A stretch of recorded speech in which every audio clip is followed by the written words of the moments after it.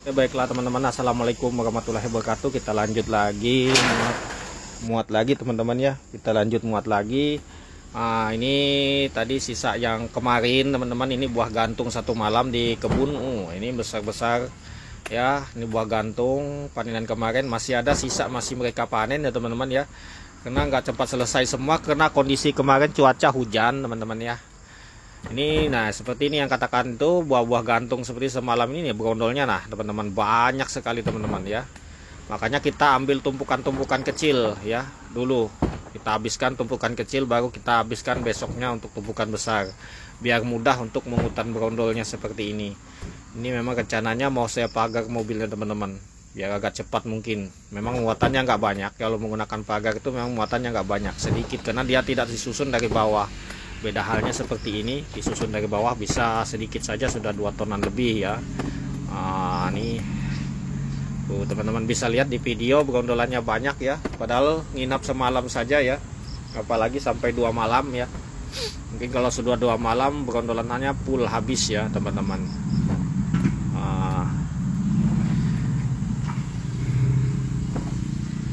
Nah, untuk mungkin teman-teman yang mau tahu untuk pupuk yang kita pakai, saya pakai pupuk itu satu jenis ya teman-teman. Nah, di sini kita pakai NPK Ponska kalau dulu ya, sekarang kita pakai dicampur dengan Kebomas. Kebomas kan masuk seperti NPK juga ya untuk kandungannya. Kebomas banyak jenisnya, tidak bisa kita sebutkan. Yang paling murah harga 450 teman-teman ya. Nah, ini kita aplikasikan. Mungkin kalau saya biasanya kalau pakai urea saja teman-teman ya, pakai pupuk tunggal tapi urea, tapi kita nanti akan kita campur dengan Boster, satu karungnya satu karung urea atau 50 kilo kita campurkan dengan 5 kilo Boster. Nah, itu setara dengan kita menggunakan NPK teman-teman ya. Kalau saya untuk penebaran pupuk kita pakai 5 kg per pohon, tapi saya lakukan 1 kali setahun karena kita menggaji atau mengupah orang untuk penghamburan pupuk ya, tidak kerja sendiri.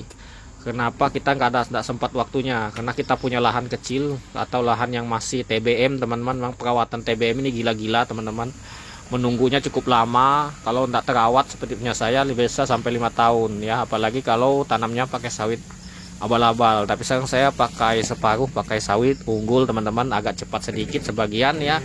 Untuk sawit abal-abalnya masih lama, biasanya sawit abal-abal baru panen bisa kita antar ke pabrik itu umurnya 4 tahun.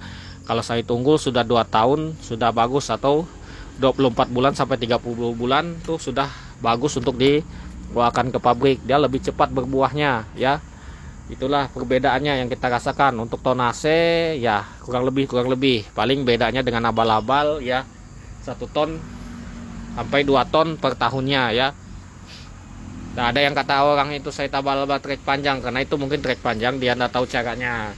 Mungkin sawitnya dia itu begini loh teman-teman. Kalau sawit abal-abal biasanya dia disemprot bersih betul itu. Yang mungkin enak dipandang kan, memang betul saya akui enak dipandang. Mungkin teman-teman bisa lihat di belakang saya ini hutan sahabat seperti ini, memang sengaja. Kenapa? Untuk mempertahankan buah saya ya. Kalau tidak bisa panen seperti ini teman-teman, walaupun dipupuk tidak mungkin bisa panen sebanyak ini. Di lahan ini cuma lahan 1,5 hektar sudah ya, separuhnya ya, karena lahannya 3 hektar. Nah, mungkin bisa dapat segini panen per 18 hari teman-teman, bahkan 14 hari. Nah, mungkin dapat segini kalau kita lahan tuh bersih. Kenapa? Tadi tanahnya tidak lembab, keras, jadinya menimbulkan bunga jantan dan jarang juga dia berbuah. Itulah penyakit sawit abal-abal teman-teman.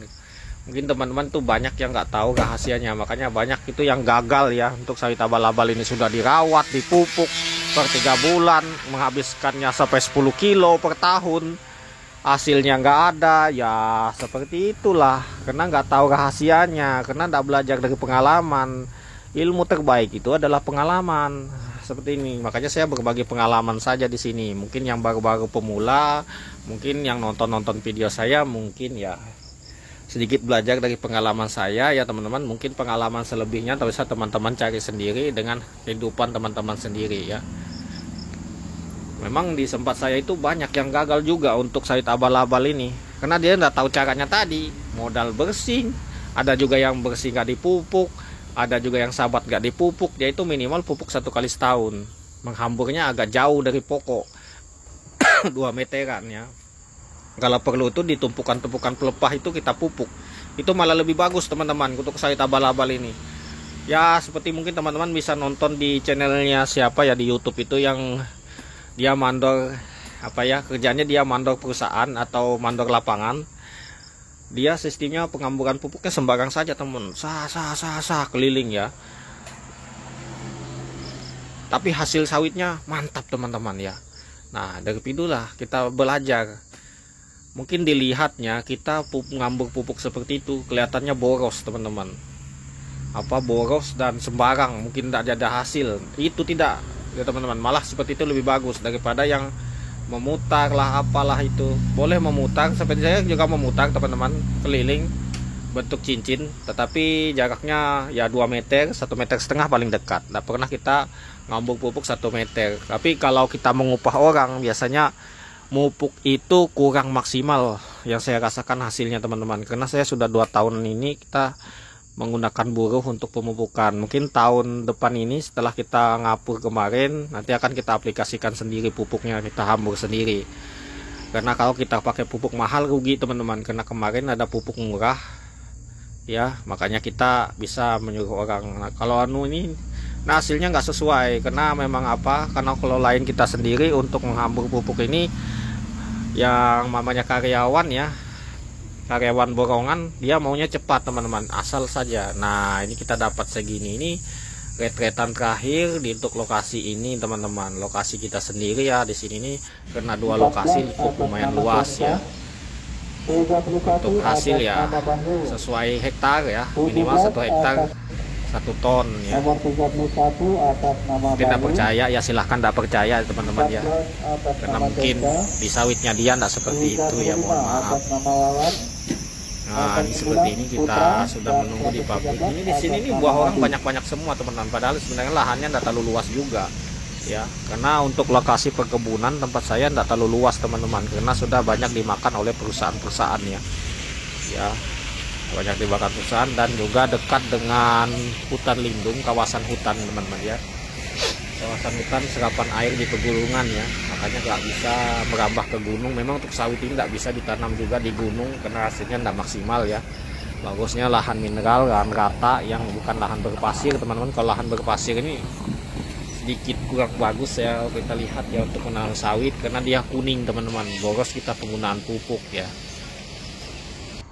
Oke ya teman-teman, lanjut ya. Ini orang posisi mau masuk, kita masih nunggu ya teman-teman ya, masih nunggu antrian. Oke teman-teman, nanti lihat saja untuk timbangannya ya.